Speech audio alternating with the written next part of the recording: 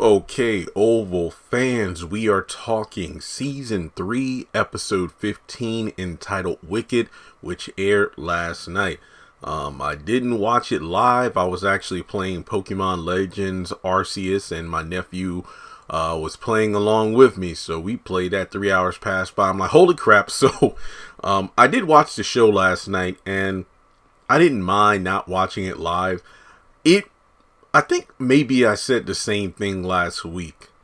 It wasn't bad. It just was, okay, kind of middle of the road tier, set up for things to come. And I think the episode, I would have given it maybe a 6, but I'll give it a 7 because there were some good moments. I feel like this episode, I know I say this all the time, more of the same. I don't think it's as bad as, let's say, the first 7 episodes of the season, but you kind of get an understanding of where things are going because we kind of reiterate the same thing over and over. So, we got Grip interrogating Kareem about, what is it you know, son? What does he have to say? I mean, I came all the way down here. You came to the police station. Who's your girlfriend? And Kareem is ducking and dodging questions. Does she live with you? Does she love you? What's going on? And Kareem pretty much lies about, using weed. That make you delusional? No, yes, no. But which one is it? So then in the middle of trying to, mumble his way out of it, this one, I just want to go home. And so he bolts for the door. Grip grabs him, puts him in the sleeper hold, and knocks him out. And I'm not saying this due to not liking Kareem, but I'm just saying this from the fact of, or the point or this perspective of, no. This is coming from a place of, you shouldn't have brought your ass down there. Seriously, it's just that you knew what your people were telling you, Sharon and Dale.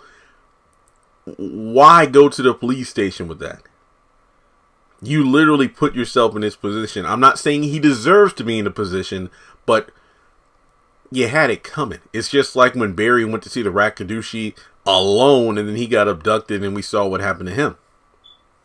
Now, over to Kyle's cell, because I know on Twitter people are like, yep, I love seeing Kyle locked up. So Sam comes in with a plate of food, gives it to Kyle, who doesn't want it. He tries to make some bullcrap excuse. I need my meds, Sam. I need my meds or I'm going to die down here. Ain't no meds in your file. What kind of meds are they? He wouldn't answer the question. But basically, Sam just does the same old, look, hey, this will end as long as it takes. Tell me everything you know.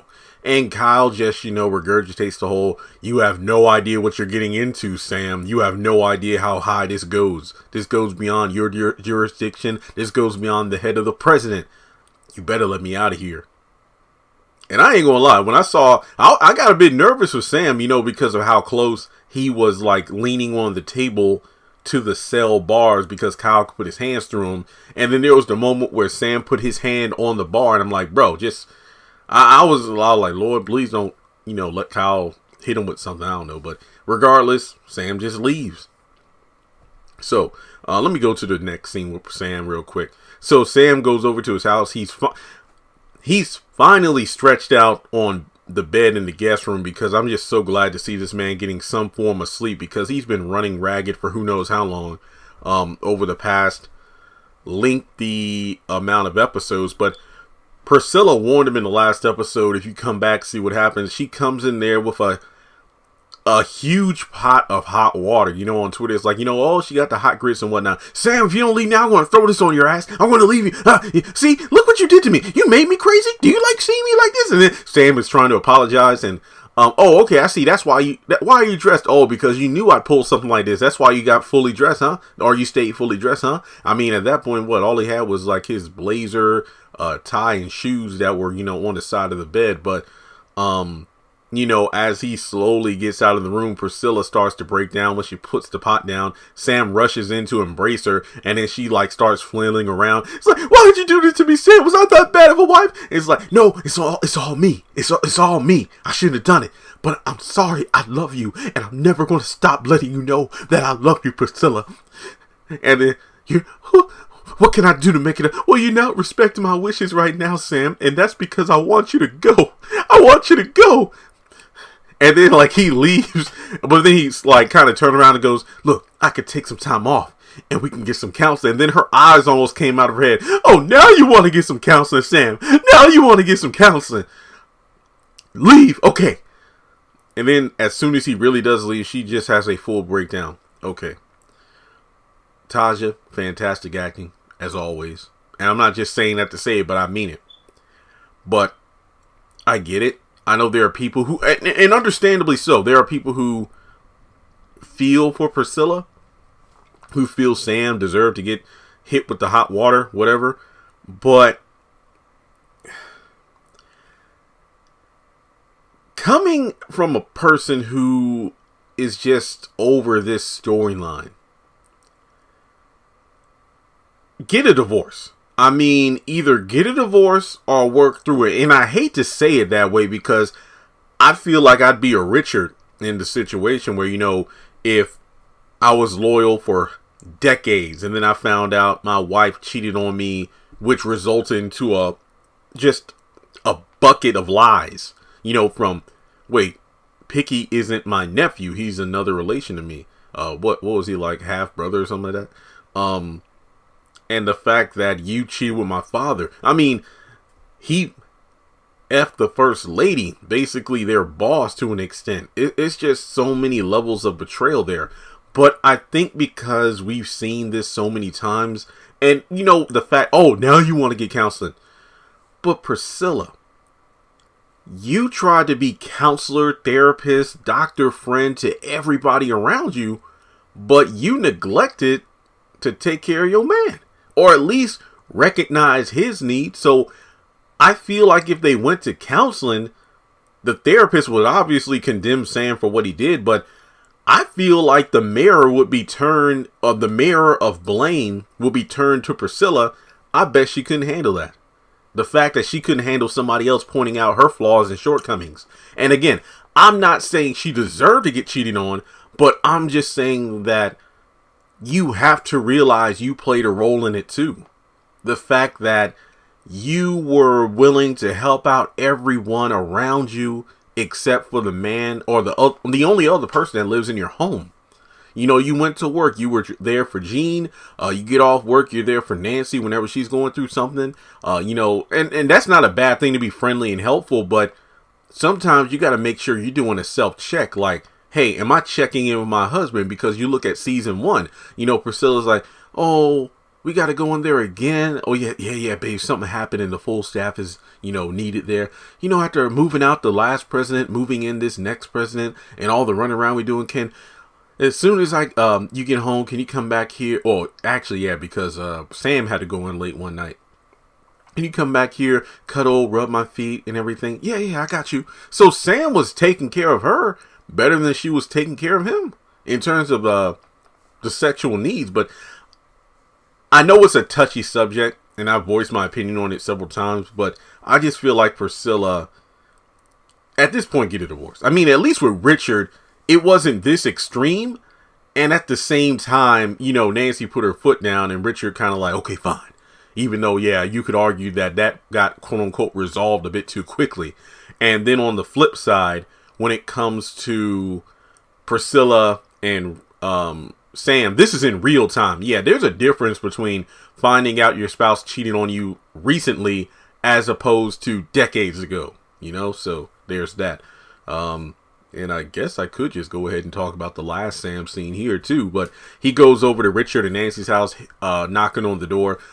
It wakes up everybody. So I was wrong. Barry doesn't kill himself. I thought it was like, you know, Sam did say he had something he didn't want him to hear, but here we go. Sam comes in, basically lets everybody know he needs to talk to Richard. Nancy goes back to bed. And, you know, Richard lets her know about the Priscilla thing, the fact that she kicked him out for like the 20th time. And if you're wondering why Sam isn't like going to a hotel or something along those lines, my guess is because of that huge chunk of money that Priscilla took out of Sam's account to pay for Picky's funeral, which I do believe Nancy and Richard did give back. But, you know, with Priscilla being in the state that she's in, I highly doubt that. Oh, yeah, that's right. Because I think Richard gave Nancy the envelope to give to Priscilla. I don't think that Priscilla gave that back to Sam, even though she really should have. Because, I mean, look, you took the money out of my account without telling me.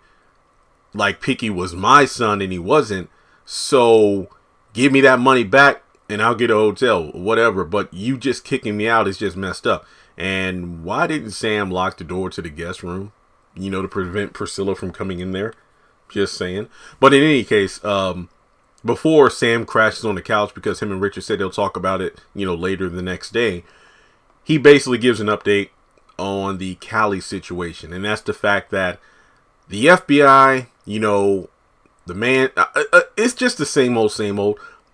They got a man on the inside. It's a delicate situation.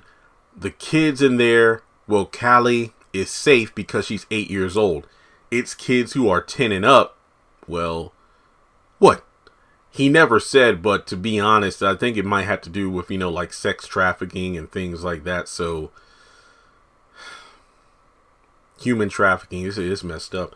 But it's just one of those things where as of right now, Cali is safe. But I feel like maybe what they're doing here is the less they say about Ruthless, the better on the Oval, even though the shows are tied together. Because given that the Oval, before you know it, we're going to be in season 4, because this was episode 15. I think the season is going to be, 22 episodes. So it'll be over by, like, let's say, sometime in March, because we have 4 Wednesdays. Yeah, it'll be like early March when season 3 is over. They already filmed season 4, and Tyler Perry is apparently writing season 5 right now. So if you mention things in the Oval, like, you know, Cali's whereabouts, or the Rakadushi compound has fallen, or even if Barry gets Cali back, that means that Ruthless has to end at some point. Which, to be honest, even though I did love the season 2 finale, they really don't need to drag it out for as long as they've been dragging it out. Like,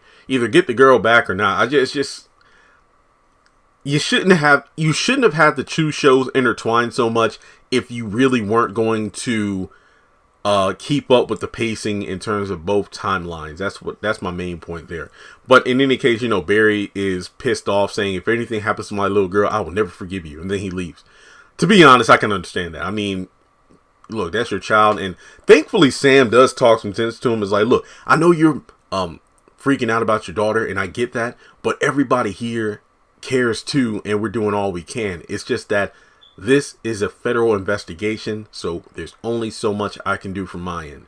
And, well, yeah, when you look at it from that perspective, I don't really see why Barry... I mean, when you're, you know, frantic about a loved one, yeah, it's understandable you would lash out, but there's nothing Sam can do. I mean, what? Even if you went... I'm surprised Barry hasn't taken a bus or an Uber to go to FBI headquarters to lash out at Mac, you know, the guy who's one of the heads of the organization who has Andrew on the inside to begin with. It's just one of those things where, well, what can you do? I'm surprised Richard didn't tell Nancy about it, because when Richard got to bed, he just told Nancy about the Priscilla and Sam thing, and Richard was like, you know, yeah, it takes a lot of love and forgiveness to get over somebody cheating on you. And Nancy was like, oh, and it's, oh yeah, well, it's not that, you know, I was talking about you, I was just saying in general. Well, it's a good thing you love me. Yeah, I do. And then that was a sweet scene. All right, so let's go over to Simone and Eli. I need me a Simone. I really do. This woman came downstairs. Look, I thought I told you to come to bed. We already talked about this. There's nothing you could do tonight. He's down there having a drink. And pretty much this scene, it showed that in her own way, Simone runs that marriage, that household. Not to the wicked extent of a Victoria, but at the same time, you could tell it's like they say, behind every great man, there's a great woman, that kind of thing. This is basically that. She finally convinced him to come up and get some rest, due to the fact that she says, look, what we need to do is figure out exactly what happened to the first son. Do you think they would use their kids as a way to manipulate the narrative and get public support? I mean, she was talking about getting the FBI to watch over him, you know, investigate the situation, insinuating, do you think that they had their son tossed from the roof of the White House to gain sympathy? Because more people are talking about that in the media online than what we had in terms of our allegations. And Eli's like, whoa.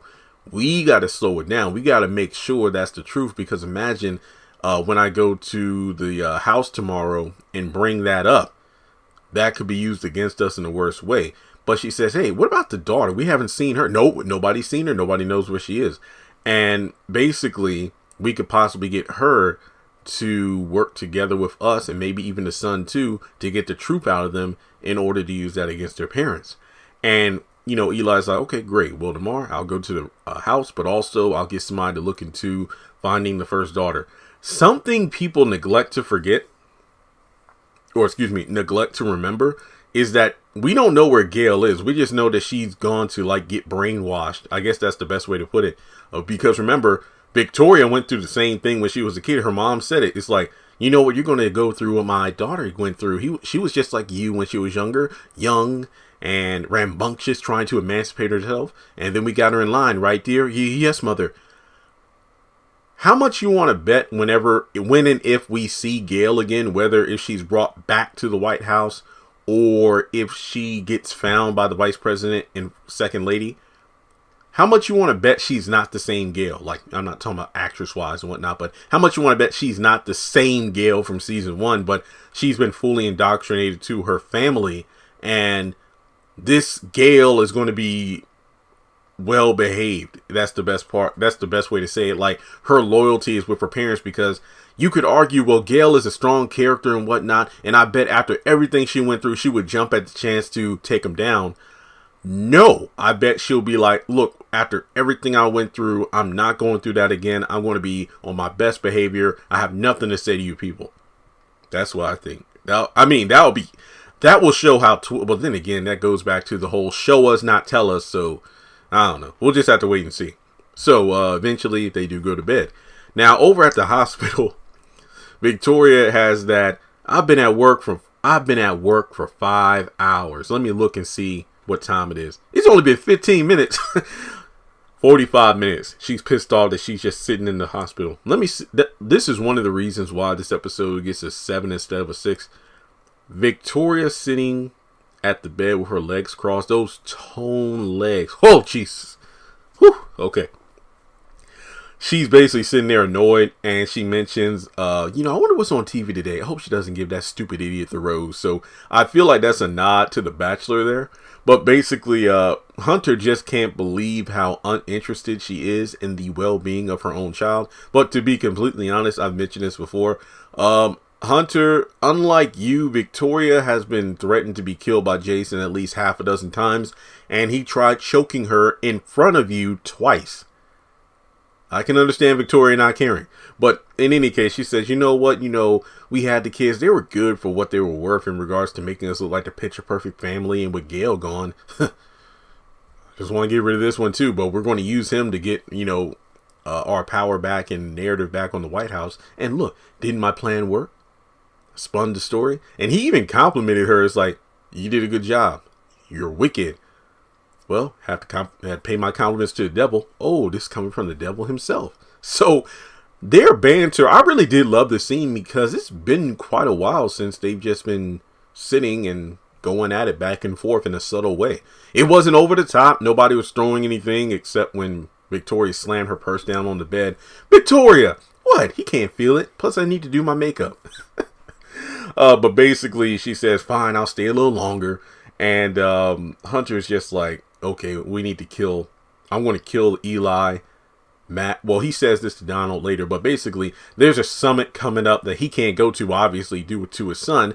And he's going to make it so the plane goes down and Eli and his family die as a result. But Victoria reminds him of how dumb that plan is, because of the fact that, do you know they're going to find somebody to blame the Senate? They're going to point towards you. You need to be quiet, sit down, and let other people handle it. And of course, there's the whole thing about your father took a bullet at me, but he missed. Oh, honey, that was a warning shot. If he wanted you dead, he would have killed you. How do we know that bullet wasn't for you, honey? Again, this was a subtle scene, but I liked it. It was just, I like it. I like these scenes between these two. All right, now, wow. Okay, next page of notes. There's only 2 pages of notes here, so this shouldn't take long. So it's late at night, and Alan goes to the White House. Security is a bit shocked to see him there, given what happened to Ellie. And during the check-in, Alan is able to put a small case or a box on the floor and scoot it with his foot through the security because it has his gun. He goes to his office desk, and I believe he puts the gun in his drawer. And then we see him snooping around Donald's office, but I don't believe we fully understand what it is that Alan is looking for in there. Now, back at the hospital, Grip calls Donald to let him know it was a legit situation at the police station. The boy that was talking about his girlfriend being abducted by the president, I have him. And there's been no updates on Kyle, but Donald tells Grip not to worry about it. You shouldn't be worried. I guess nothing's happening right now. But basically, I think that means Donald's going to have somebody looking for Kyle in the near future, since there isn't anything to trace him by at the moment. But for right now, he just wants Grip to bring this kid over to the hospital so he can meet him. Now, after he gets off the phone, Victoria comes out ready to leave, basically saying, okay, I need somebody to help carry me, past the press. That way I look distraught and, milk this shit for everything it's worth. Give me some flats. Wait, no. I can wear my red bottoms. I know they might not be appropriate, but just because the boy fell off the roof of the White House doesn't mean my fashion sense is on critical condition as well. So from there, she asked Donald, hey, so did my plan work? Yes, Jason is making headlines. And the vice president, his story, overshadowed. So it's just funny to see that this woman is doing everything she can. So as soon as she leaves, Donald's like, this woman, this cold bitch. So he goes in there to talk with Hunter and, basically kind of checks him, because the first thing that Donald mentions is, sir, do you think it's time to go home? No. Where's that hot nurse with the nice ass? And I like how Donald was like, sir, just because you're the president doesn't mean you can get any woman you want. What are you talking about, Donald?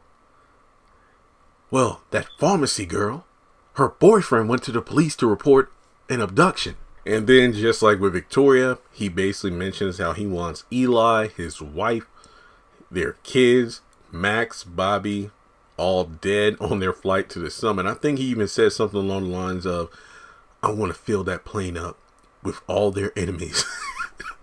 He's like, sir, you're not a drug lord. Look, I'm sick of you trying to remind me of what I can and can't do. And basically says, well, sir, out, okay. So, Hunter just barking like a dog, and again, Donald's just sitting there, man, I wish your father-in-law would have bust you in the ass.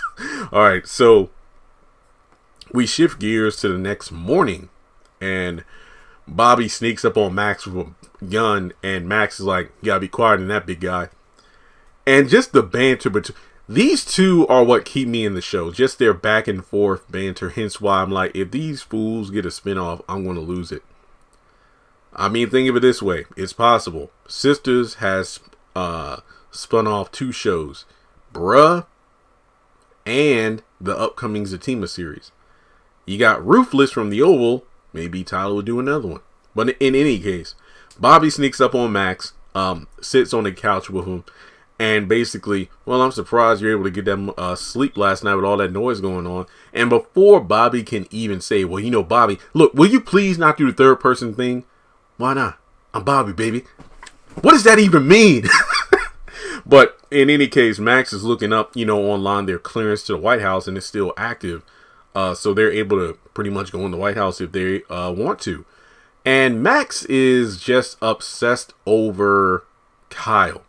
I want Kyle. He must be in this holding cell or that holding cell. And basically it shifts gears to, what can we do to convince Sam in order to give us Kyle? And Bobby is the one who wants to do this by the book, so to speak. Like, look, let's just play the role we're doing right now. Not do anything crazy out of whack. And Max reminds him how deep Kyle is in this. And basically, I kind of equated their argument to the Joker, where, yeah, he's locked up for now, but what happens when he gets out and he kills more people, when we could just kill him right now? But I just wish they didn't make Max just a rabid dog in this situation who's ready to be let go off the chain so we can go after Kyle. So that's his story arc. All right, so we go over to Sharon and Dale, and they're over at the apartment. I'm guessing the pharmacy is going to be closed today. That's why they need more workers than just Sharon and Kareem and now Dale, because how people gonna get their prescriptions? But they're sitting on the couch. They haven't heard from Kareem since last night when he went on his walk. Dale is just sitting there like he went to the police station, and Sharon's like, no, I hope he didn't. He's smart enough not to go to the police station. And Dale is just sitting there like, do you think this is all planned, like we were targeted? What? No, I don't want to even think about it. I understand. But to be honest, given their circumstances of what they've been through, I can understand them not wanting to talk about it, think about it. But knowing that you have people at the top of the government, some of the most powerful people, influential people in the world who are after you, you gotta think, okay, what's going on? Was this planned? When are they going to do this again? What's happening? But from there, the final scene is Donald telling Grip that we are coming down. We, sir? Yes, both of us, in regards to him and the president. They go down to the van. Actually, we only see Hunter, but before he does, Kareem, please, I have a daughter. Yes, season 1 continuity. He does have a daughter. The actress Liz, who plays Natalie on Bruh, played Kareem's baby mama ex-girlfriend, and they do have a daughter together, just never seen on screen. Good continuity there. But in any case, he's like, shut up. Does your girlfriend love your whining like that? So Grip lets Hunter into the van, and hello, who's there? Hunter takes the bag off his head. Hunter Franklin. It's Mr. President, motherfucker. And then the episode ends. So basically, I thought it was a pretty decent episode. Not one of my favorites, but it was pretty good for what it was. It had its moments, I will say that. But let me know your thoughts in the comment section below. Make sure you take a moment to hit the thumbs up button to show you like the video. Hit subscribe as we close in on 200,000 subscribers here on the channel. Follow me on social media. Links are in the description below. Hit the bell icon and select all. That way you don't miss out when I post content on the channel. And if you'd like to donate, feel free to do so on PayPal or Cash App.